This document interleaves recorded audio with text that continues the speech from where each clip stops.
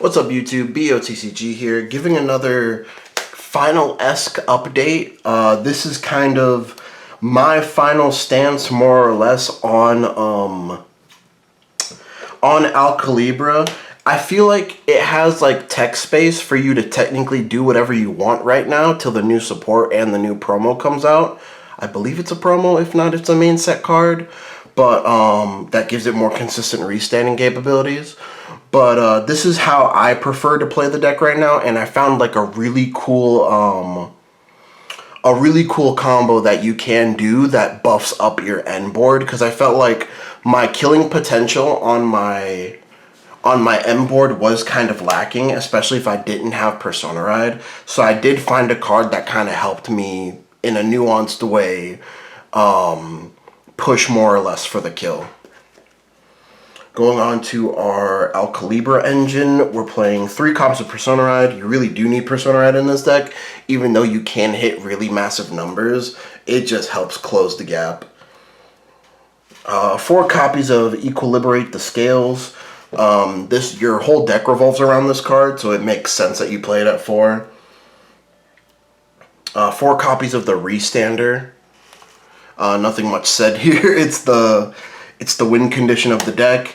Of an important note, you still want to go first, even though you can't trigger the Restander unless your opponent's grade 3 or greater, just because you make such powerful numbers even when you go first that you use that tempo to push damage, and then when you on your first Persona Ride turn, which would be turn 4, that's when you go for the kill with either a single Restander or double Restander ideally.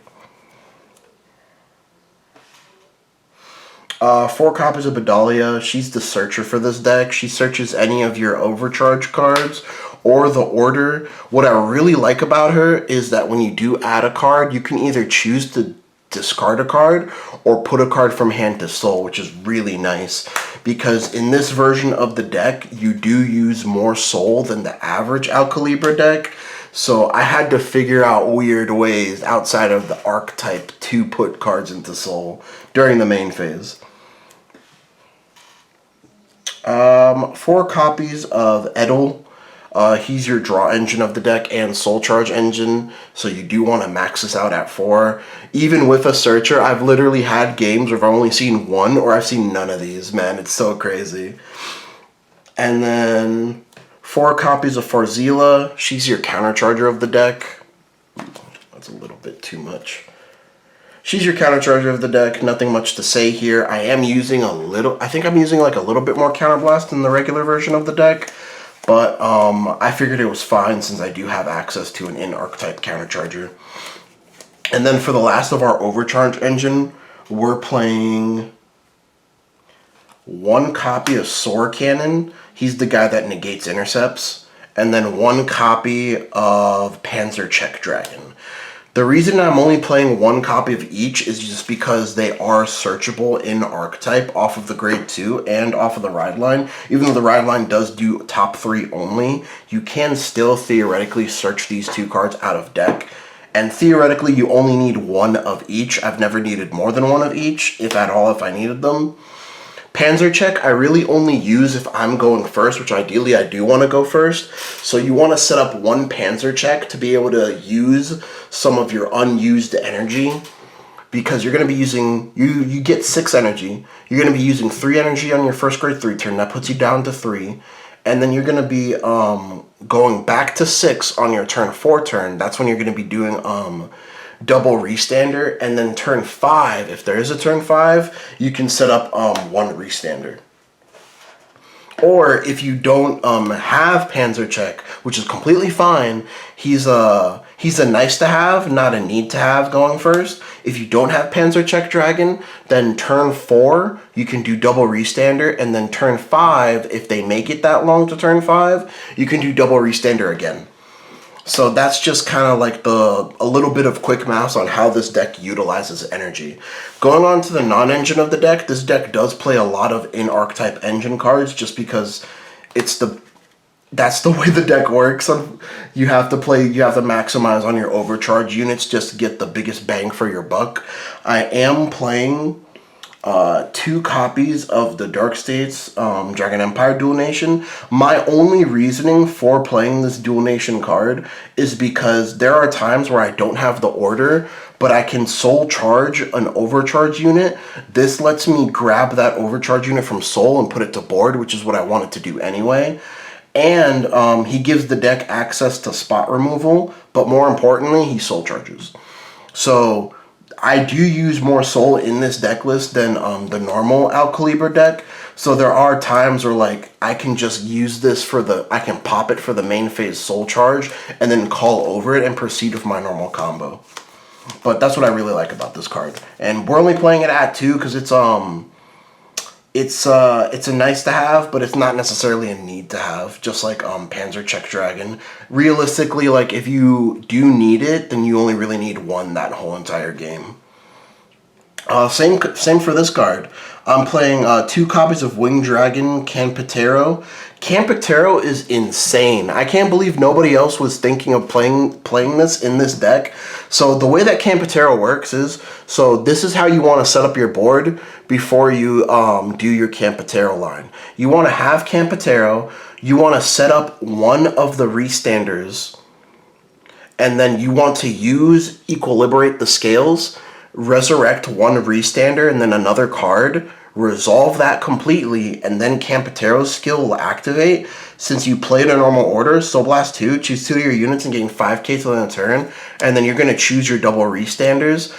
On a Persona Ride turn, I can get the Restanders to 35 by themselves. On a non-Persona Ride turn, 25. Or I can, depending on how many overcharge units I have on board, I can get 1 to 40 on a Persona Ride turn.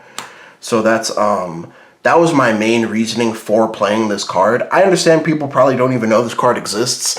This came out in like OG, Overdress Set 11, but it's a really cool tech. I'm not sure if we're going to be playing it in the future with the more overcharge cards that we're getting. Maybe not, but maybe it's still something that's necessary. So yeah, that's my little tech card. The reason we're playing it at 2 is because you can only really resolve 1 with your main combo, because you're soul blasting 2 off of AELQUILIBRA. This is another soul blast 2. That's soul blast 4 in 1 turn. You can theoretically Soul Blast 6, but you're basically going to be dead in the water for the rest of the game if you can't kill him that turn. So that's my argument for playing 2. We only need 2, and if we do happen to Soul Charge this off of one of our many Soul Charge effects in our deck, we're going to Soul Charge off the Ride line. We're Soul Charging off of our Draw engine. We can grab it with the Dual Nation and Superior Call it out. So that's like a really neat how the techs like bridge into each other, which is really nice. And then we're playing the one of Defensing Roar. It's at 1. It makes sense. If I didn't discover this card, this is my main reasoning for playing this card, I would probably just be playing like 4 Defensing Roars if it was at 4, because there really is nothing else. Like, you don't need more than 1 of these cards. Like, your engine is pretty full. You don't really need anything else, in my opinion, of course. But this is my preferred way to play the deck until we get new support. Going on to the rest of our staples, it's going to be 4 DPGs. I'm playing 4 DPGs versus the Blitz Order just because we already have 1 Blitz Order, so I don't necessarily want it come up where like I have 2 Blitz Orders clogging my hand at the same time, as unlikely as that is, but it is a chance, and I didn't want to take that chance. One of the Dragon Empire OT. This is one of the few decks that can still use the Dragon Empire OT because it's not broken in this deck. It's just a normal overtrigger. But yeah, we're still playing that. Extra Vanguard restands are great. 3 draw triggers. Now, for the longest time, I was on the Into Soul fronts for this deck. But the more I played them, the more I realized that they were a nice to have, but not a need to have. I was never really expending my soul so much to whereas I'm like, oh, thank God that I had that Into Soul front. And I felt like it just really wasn't helping me to whereas the draw triggers, as consistent as the deck can be, it can brick and it can be inconsistent at the same time. So the draws just kind of like help sublimate that fact, which I really like in this deck. At first, I didn't like the draw triggers in this deck because I was like, deck out. But I feel like the format's fast enough whereas you don't have to worry about that. 4 Into Soul crits, not much to say there. 4 regular crits, and then 4 regular heals. But yeah, that is my AELQUILIBRA deck profile, guys. Don't forget to like, comment, subscribe for more content like this in the near future. I am more or less going over all of the decks I kept. Those are the ones that I've been the most interested in playing as of late. I have thought about picking up one of my other Dark States decks, but I'm not really too sure on which one. I'm thinking other Direful Dolls, but Direful Dolls already is technically got support this set, and I don't have all of those cards yet. If you're wondering why I haven't been making any content on the toy deck, don't worry. It is going to happen in the future, but it's just probably not anytime soon. What my new philosophy with this channel is, I want to build decks the hard way, like the old school way. You go to locals, you get a pack on entry, you get prize packs, and then you build your deck from the packs that you pull and like the cards that you trade at while you're at locals. That's what I'm doing in the other card game that I'm currently playing, and I'm doing that to great success, which is really nice. But I haven't had that great success in Vanguard. Arguably, I haven't gone to as many locals for Vanguard, so I seek to rectify that fact in the near future. So you will see this in the future, just probably not anytime soon, depending on how quickly I can get my hands on those cards. But I do have some triple rares. I just don't have any triple rares for this guy. But yeah, that's the video, guys. Later.